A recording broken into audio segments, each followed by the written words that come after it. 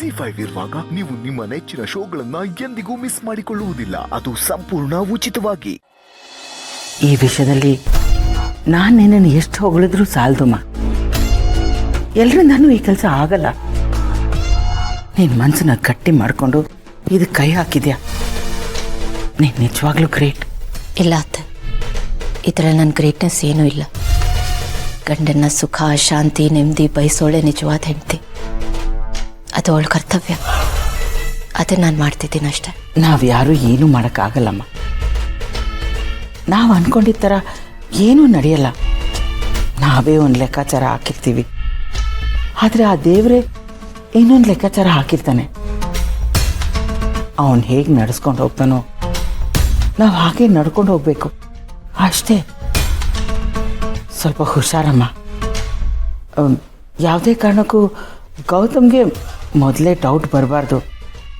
ಹಾಗೇನಾದರೂ ಆದರೆ ನಮ್ಮ ಪ್ರಯತ್ನ ಎಲ್ಲ ವೇಸ್ಟ್ ಆಗಿಬಿಡುತ್ತೆ.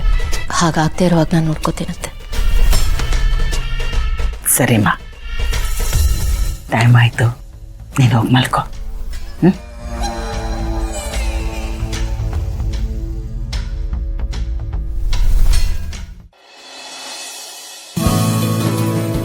ಭೂಮಿಕಾ, ಹಾಂ, ಮತ್ತೇನೋ ಮಹಿಮಾ ಬಂದಿದ್ಲಂತೆ, ಪೂಜೆ ಮಾಡಿಸ್ಬೇಕು ಅಂತ ಹೇಳಿದ್ಲಂತೆ. ನೀವೇನೋ ಬೇಡ ಅಂದ್ರಂತಲ್ಲ, ಏಕೆ? ನಿಮಗೆ ಯಾರು ಹೇಳಿದ್ದು? ಇಲ್ಲಿ ಬರೀ ನನ್ನ ಮನಸ್ಸು ಅಷ್ಟೇ ಅಲ್ಲ, ಕಣ್ಣು ಕಿವಿ ಎಲ್ಲ ಇರುತ್ತೆ, ನನಗೆ ಗೊತ್ತಾಗುತ್ತೆ. ಹೇಳಿ, ಏನಾಯ್ತು?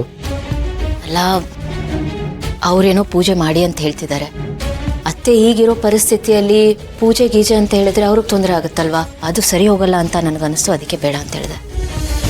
ನಮ್ಮ ಸಮಾಧಾನಕ್ಕೆ ಅತ್ತೆಗೆ ತೊಂದರೆ ಆಗುತ್ತೆ ಅಂತ ನೋಡ್ದೇನೋ ಪೂಜೆ ಮಾಡಿದ್ರೆ ಏನು ಪ್ರಯೋಜನ ಅಂತ ಪೂಜೆ ಫಲ ಕೊಡುತ್ತೆ ಅನ್ನೋ ನಂಬಿಕೆ ನನಗಿಲ್ಲ. ನೋಡಿ ಭೂಮಿಕಾ, ಪೂಜೆ ಅನ್ನೋದು ಒಂದು ಒಳ್ಳೆ ಸಂಪ್ರದಾಯ. ಅದರಿಂದ ಎಲ್ಲರ ಮನಸ್ಸಿಗೂ ಖುಷಿ ಸಿಗುತ್ತೆ.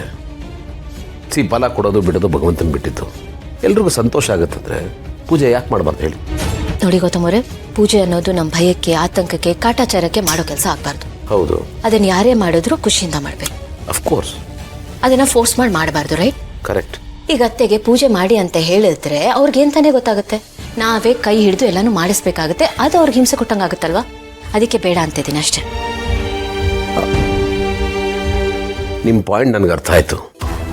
ಬಟ್ ಎಲ್ಲೋ ಸಬ್ಕಾನ್ಷಿಯಸಲ್ಲಿ ಅಮ್ಮನಿಗೆ ಎಲ್ಲನೂ ಗೊತ್ತಾಗ್ತಾ ಇರ್ಬೋದಲ್ವಾ? ನಮ್ಗೆ ಒಳ್ಳೇದಾಗಲಿ ಅಂತ ಅವಳ ಮನಸ್ಸು ಮಿಡಿತಾ ಇರ್ಬೋದಲ್ವಾ? ಅಮ್ಮನ ಕೈಯಿಂದ ಪೂಜೆ ಮಾಡಿಸಿದ್ರೆ ಅದು ಆ ಪ್ರಾರ್ಥನೆ ದೇವ್ರಿಗೆ ತಲುಪ್ಬೋದೋ ಏನೋ. ಒಂದ್ಸತಿ ಟ್ರೈ ಮಾಡ್ಬೋದಲ್ವಾ? ಸರಿ, ಪೂಜೆ ತಾನೆ, ಒಳ್ಳೆ ಸಮಯ ನೋಡಿ ಮಾಡ್ಸೋಣ. ಈಗ ಲೈಟ್ ಅದು, ಮಲ್ಕೊಳ್ಳಿ. Okay, good night. ಹಲೋ, ಇದೇನು ಗಂಡ ಹೆಂಡತಿ ಜಗಳ ಮಾಡ್ಕೊಂಡು ಮಲ್ಕೊಳ್ಳೋ ಥರ ಆ ಕಡೆ ತಿರ್ಕೊಂಡು ಮಲ್ಕೊಂಬಿಟ್ರಲ್ಲ? ಬನ್ನಿ ಈ ಕಡೆ ಮಲ್ಕೊಳ್ಳಿ, ಪರವಾಗಿಲ್ಲ.